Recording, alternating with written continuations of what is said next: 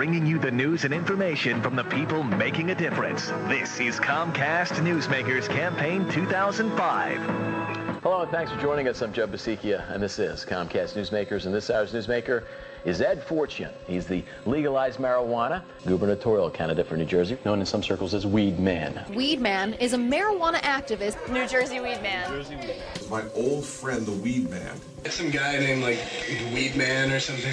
This is amazing. This guy really is for real, too, isn't he? He is for real. I don't know if he remembers, but he did run for governor of New Jersey, the Garden State, last year, and in fact, he walked away with 10,000 votes. You've got to be kidding me. All right, right now, I'm at the Mercer County Correctional Center. I call it the Mercer County Dungeon.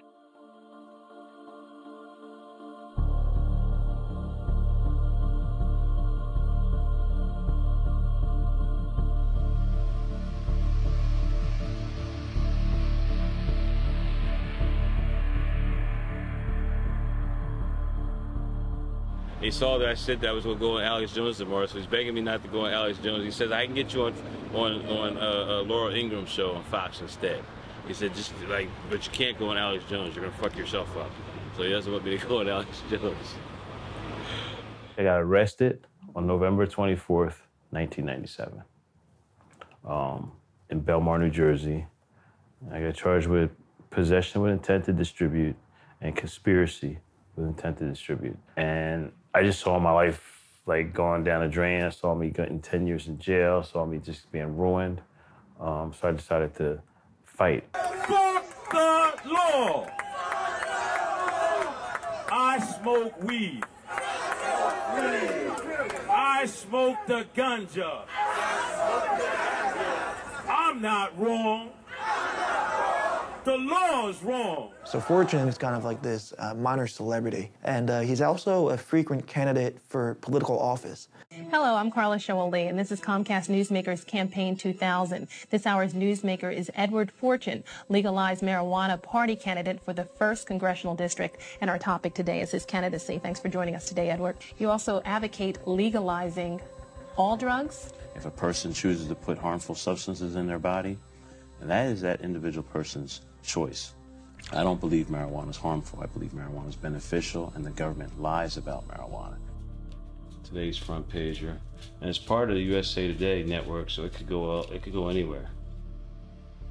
This can go all across the country. Well, when I first represented him in 2002, I got interviewed by Philadelphia Weekly, and here's the cover, Let It Burn, and there it is, him smoking a bong. And this is 2002, so there was no medical marijuana yet. So Mr. Fortune was a trailblazer, in a sense. I constantly made the newspapers again, doing little things, showing up places, smoking weed, talking crap, all kinds of stuff.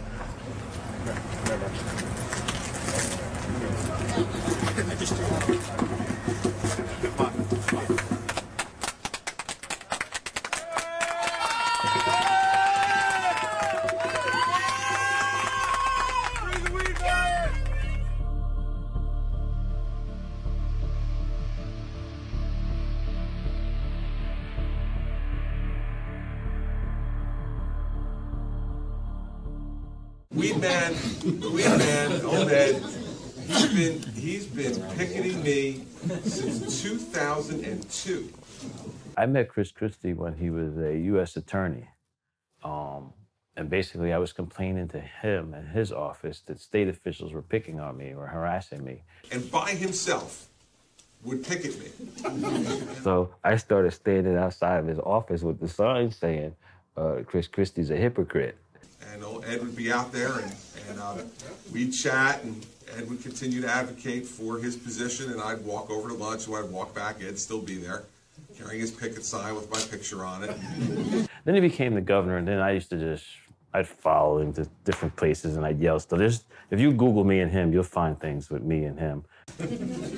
So I walked out of the radio station, and over this loudspeaker, not knowing where it was coming from, I did, Governor, it's me, your old friend, the Weedman.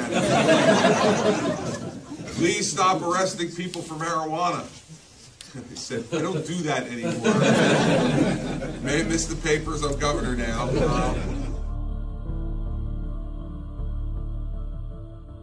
Fortune started a restaurant called NJWEEDMAN'S joint in Trenton. He actually opened the restaurant directly across from City Hall. So he was sort of making a statement when he opened up shop there. And, you know, according to Fortune, they weren't serving marijuana, they weren't dealing pot. You know, there were aspects of marijuana involved with the restaurant. The first day, the Wall Street Journal was here, the Associated Press was here, the local newspapers was here. It was a couple hundred people we served that first day. It felt good to me, like going from sitting in Camden County Jail in November of 1997 to here it was 2015, that I practically had a place that, you know, that was allowing it.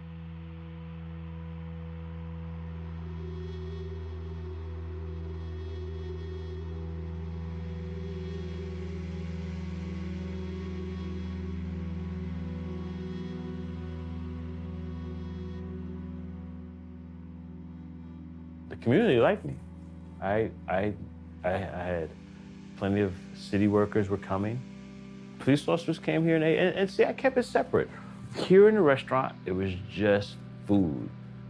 Through that door or out and around, it was a whole different story. None of the police officers ever asked to go over there. So Wall Street Journal, Vice News, they all covered it. They all covered it. So it was out there, what was going on here. But I was prepared if they came and like tried to give me a ticket for any of that type of stuff. And they never gave me a ticket for any of that type of stuff. They never attacked me that way. The first time, it was the weekend before New Year's in 2015. And this officer showed up and he just basically, it was a Friday night, and he basically said, "Hey, Weedman," you know, he was all friendly, everything. It was no confrontation. He just thought it was like 11:30 or so. He said, "Hey, I was told to tell you that you're supposed to close at 11. And I was like, "What? Like what, why?" And he was like, "You know, because of the city ordinance." The next day he came with this piece of paper, and I read it, and it's City Statute 146-22. And like really fast, I go, "This is a residential zone ordinance." He received over 20 municipal tickets from the Trenton Police Department alleging that Fortune had to close his restaurant at 11 p.m. Fortune contended that he was in a business district, which means that he could operate up until 2 a.m. But when I said that to the police officers, again, they're like, "Look, our boss said you gotta close at 11, and you gotta close at 11. This was like at 12 o'clock one night. The next day, that Saturday, it was 20 of them out there. And they had a dog and everything, and they were like, "You gotta close." They're intimidating people. There's 15 police cars outside. Like, "Yo, like, you're gonna ruin my business." After 11. No, but we went through this. We went to court. We already went through it, but we went to court. They issued an apology for holding. I'm just talking. I'm not yelling. I'm all right. Go ahead. They issued an apology because this is a business district. Right, they're allowed to stay open. And according to my boss, who's on his way here, he said that after 11 o'clock, shut down. No, but he's wrong. Well, you can talk to him about it. All right, he's coming. But y'all clearly know it's wrong, though. How do I clearly know? Because it's public knowledge that business district, this is a business district. No houses here. They're on the map. If we bring you the map and you look at it, would it be okay? Listen, I'm not here to argue with you. I'm not arguing with you. I don't know. I don't know. You don't know. It's about the pay grade. So you my don't boss know. But you don't know. I'm following orders. You're following orders. Does anybody know here the rules as far as how this business operates? Because this is a business. Does anybody know? Here, it's this guy. Yep. All right. It's the boss. So he can tell you. I don't even know why. Why y'all harassing me? I'm not harassing you. Yes, you are. Let me introduce myself first. I'm Lieutenant Brees. Okay? How you doing? Let me ask you a question. You want to open for business, you're in violation of city ordinance.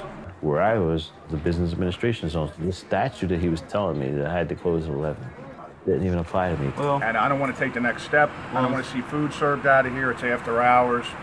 So why don't you go in and do what you do? Go smoke a joint. That's what we were doing. If I didn't live these stories, I wouldn't believe what I was saying myself. And he said the police would come. And I said, well, you know, then just close at 11. We're not supposed to close. And he goes, no. And then he read it to me, and we could stay open. And like I said, well, what's going on? They made the police come. But then I realized that the police were just liars, and they had this vendetta against him. A couple days later, the Sergeant Stokes came in to talk to me. She told me, look, like, you pissed off the lieutenant. Like, they're gonna, you know, he's gonna turn it up on you.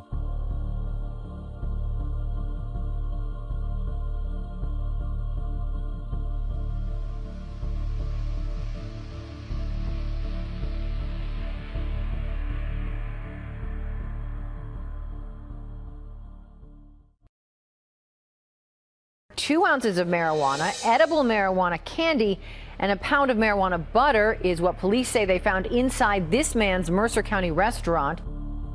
Fortune was charged with possession of marijuana and several other drug-related offenses. And in the course of him trying to prepare a defense for this trial, he was investigating how they came to raid his restaurant. He found the Trenton Police Department had used a confidential informant, which Fortune refers to as the Rat. I wasn't walking around selling marijuana. I wasn't selling marijuana here. They sent this guy to beg me, basically. And see, the police are supposed to create crimes. Never did I think I did anything wrong. It was part of my defense. I wanted to defend myself. Police department! Hands. Give me your hands, buddy. Hands, Ed. Give me your hands. All right.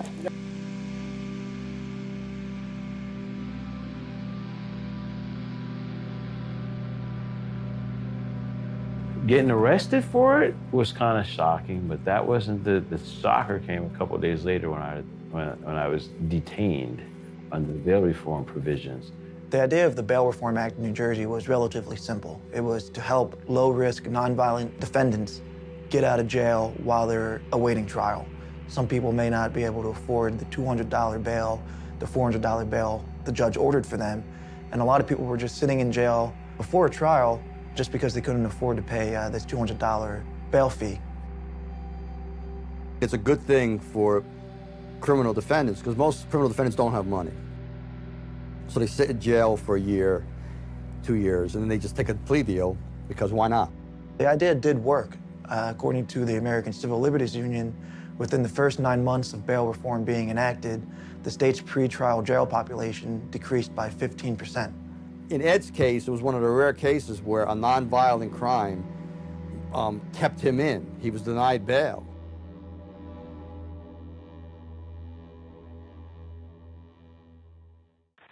I feel like a political prisoner. It was based on the fact that I'm a big mouth. I've been talking about the legalization for a long time. I've been irritating politicians and police officers by speaking out about our war on drugs policy. Like, I've been in this fight for 20 years. It bothers me every time I hear some conference, some committee meeting at the state capitol. I was famous for going to all these things, and now I'm just not there. And it just, and it feels like sore loserism. I've been the biggest advocate for the legalization of marijuana in New Jersey, and here it is, the last hour, and I'm removed from the field. You have 10 seconds left on this call. I'll call you right back. I never saw it as being a witness tampering charge. If you read the witness tampering statute carefully, you have to prevent somebody from testifying. And Ed always wanted this guy to testify. That's the one thing that was consistent. All these different things that the jurors end up reading, these pieces of evidence, and everything I say, come to court. I thought I was gonna win.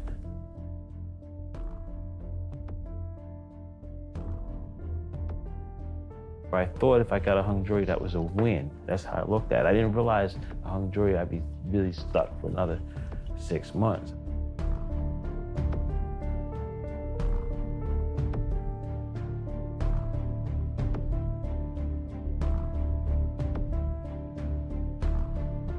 This whole case is about another case, not even this case.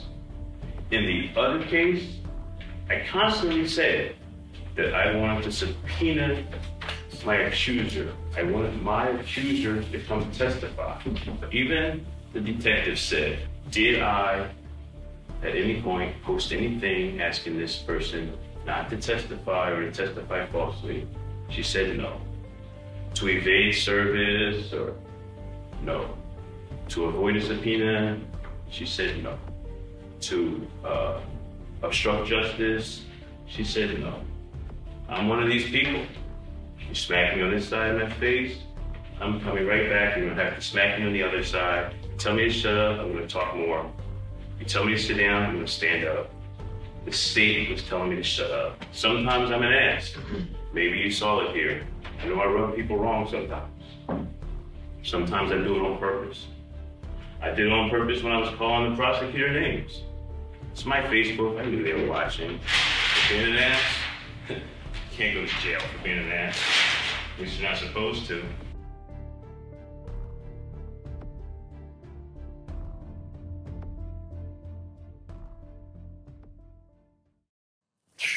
It was probably one of the more happier sounds that I ever heard. All this was to silence me. It wasn't just about closing at 11. Closing at 11 was like this stupid thing that the police did, and they couldn't let go of it. But it was this whole idea of just getting rid of me, closing the business down. Like, once the police jumped on me for whatever reason, that's what they were on.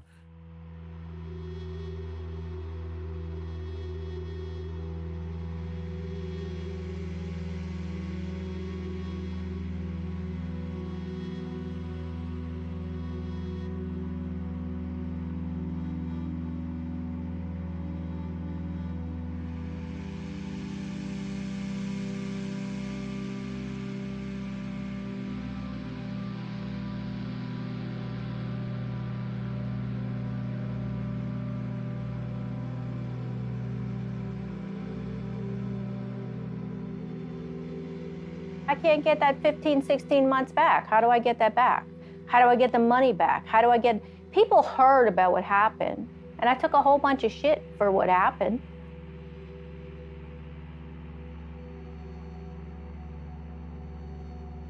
A lot of people don't even talk to me anymore because they think the police tell the truth. The police didn't tell the truth. I mean, they took everything we had. Police took everything we had.